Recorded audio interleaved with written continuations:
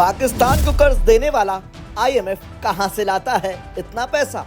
आखिर क्या है आईएमएफ का मुख्य एजेंडा? क्या है कर्ज देने की शर्तें? कौन से देश हैं सबसे बड़े कर्जदार? इंटरनेशनल मॉनेटरी फंड यानी अंतर्राष्ट्रीय मुद्रा कोष इन दिनों चर्चा में है। कहा जा रहा है कि पड़ोसी देश एक बार फिर से आईएमएफ के दरवाजे पर है।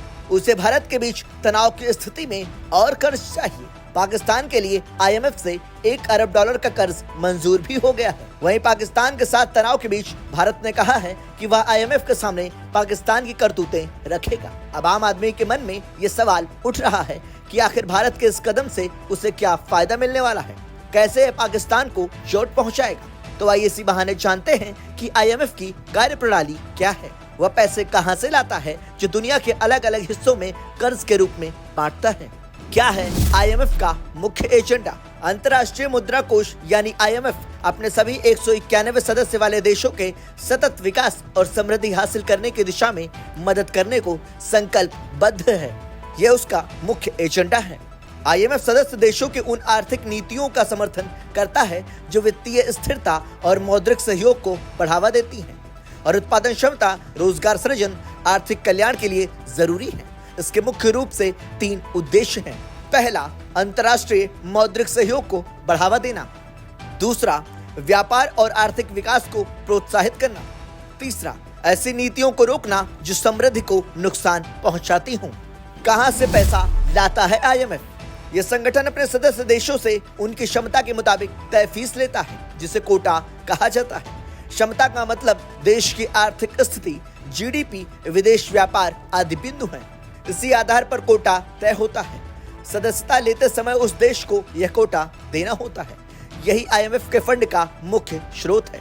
इसके अलावा कर्ज पर ब्याज से भी उसकी कमाई होती है। जरूरत पड़ने पर आईएमएफ ने एक फंड एकत्र करने के लिए कुछ और उपाय भी कर रखे हैं।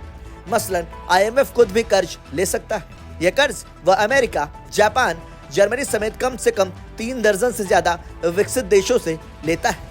इसे न्यू अरेंजमेंट्स ऑफ बोरो कहा जाता है।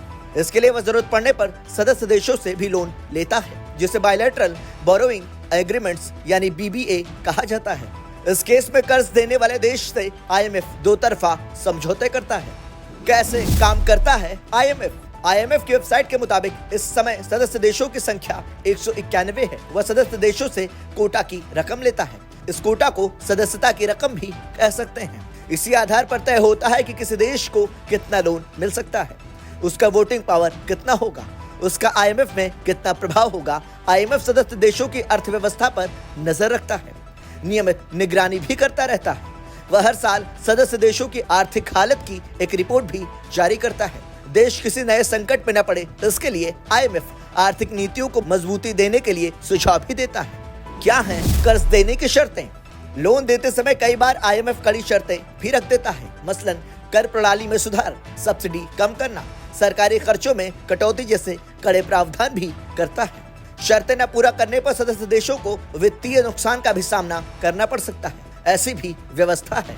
आईएमएफ संकट में फंसे देशों को मुख्यतः 3 फॉर्मेट में लोन देता है और ये हैं rapid financing arrangement, extended fund facility और स्टैंड बाई अरेंजमेंट्स शामिल हैं।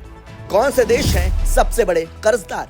वैसे तो आईएमएफ अपने सदस्य देशों को जरूरत पड़ने पर अपनी शर्तों के साथ कर्ज देता रहता है। इस सूची में कुछ प्रमुख और बड़े कर्जदार देशों में अर्जेंटीना, यूक्रेन, मिस्र, Pakistan, Ecuador, Colombia, Angola, Kenya और बांग्लादेश जैसे देश शामिल हैं। हालिया रिपोर्ट के मुताबिक इन देशों में सबसे ज्यादा लोन $40.9 बिलियन अर्जेंटीना ने लिया है, तो सबसे कम $2.69 बिलियन बांग्लादेश ने।